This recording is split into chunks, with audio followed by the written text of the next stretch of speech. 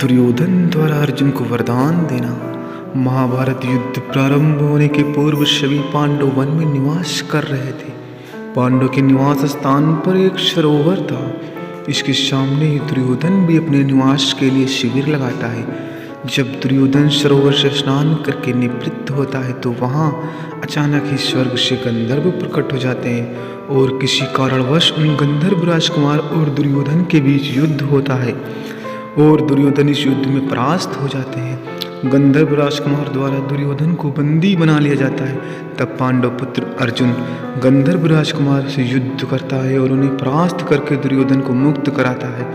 इस पर दुर्योधन बहुत लज्जित होते हैं और अर्जुन के प्रति अपनी कृतज्ञता भी व्यक्त करते हैं और इसी के साथ दुर्योधन अर्जुन को वरदान मांगने को कहते हैं।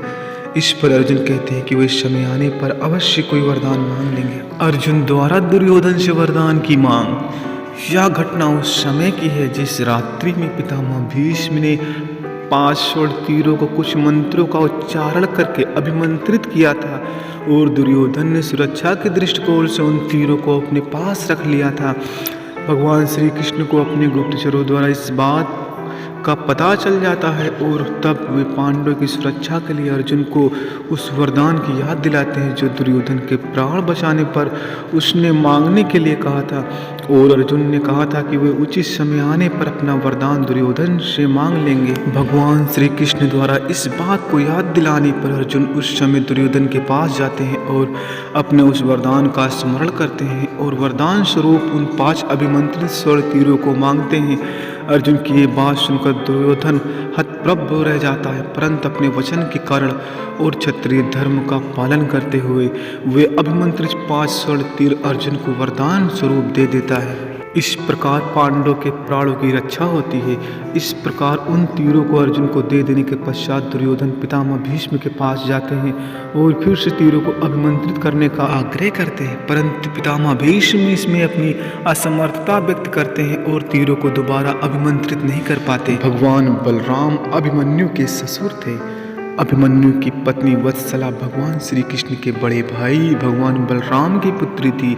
भगवान बलराम अपनी पुत्री का विवाह अपने शिष्य कौरव राजकुमार दुर्योधन के पुत्र लक्ष्मण से करना चाहते थे, परंतु अभिमन्यु और वत्सला एक दूसरे से प्रेम करते थे और विवाह करना चाहते थे। इसलिए वे पांडव पुत्र भीम के पुत्र घटोत्कच की सहायता से लक्ष्मण को भयभीत कर देते हैं और परस्पर विवाह कर लेते हैं। इस प्रकार भगवान बलराम अभिमन्यु के ससुर बनते हैं।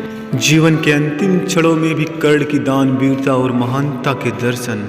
महाभारत युद्ध में जब अर्जुन कर्ण का वध कर देते हैं तो कर्ण भूमि पर गिर जाते हैं और अपनी अंतिम सांसें लेते हैं। तब भगवान श्री कृष्ण महारथी कर्ण के अंतिम परीक्षा लेने का निश्चय करते हैं और ब्राह्मण का भेष धारण करके महारथी कर्ण के समक्ष जाते हैं और उनसे स्वर्ण का दान मांगते हैं। तब कर्ण उस ब्राह्मण वेशधारी भगवान श्री कृष्ण से अपने मुंह खोल कर दिखाते हुए कहते हैं कि हे ब्राह्मण देवता, आप मेरे इन सोने के दांतों को तोड़कर स्वर्ण प्राप्त कीजिए। तब ब्राह्मण देवता कहते हैं कि यह तो बहुत ही दृष्टापूर्ण और पाप का कार्य है, मैं ऐसा नहीं कर सकता। तब महारथी कर्ण युद्ध भूमि में पड़े एक पत्थर से अपना दांत तोड़कर उन्हें देते हैं। इस पर ब्राह्मण वेशधारी भगवान श्री कृष्ण पुनः उनकी परीक्षा लेने के लिए उद्देश्य से कहते हैं कि ये दांत तो रक्त से भरे हुए हैं, अशुद्ध हैं, वे इसे ग्रहण नहीं कर सकते। तब बुरी तरह घायल कर्ण, जो बड़ी ही मुश्किल से हिल पा रहे थे, अपना धनुष बाण उठाते हैं और आसमान की ओर निशाना साधते हुए बाण चलाते हैं और वर्षा होने लगती है। तब इस वर्षा के पानी से वे अपने दांतों को धोकर पूरी तरह से शुद्ध करके ब्राह्मण देवता को अपने स्वर्ण दांतों को दान करते हैं। इस तरह महारथी कर्ण अपने अंतिम समय भी अपने दान वीरता के गुण को नहीं छोड़ते और यथासंभव पालन करते हैं। दोस्तों, इसी तरह की रोचक जानकारियाँ महाभारत से संबंधित वीडियो को देखने के लिए चैनल को सब्सक्राइब, वीडियो को लाइक करें। जय श्री कृष्ण।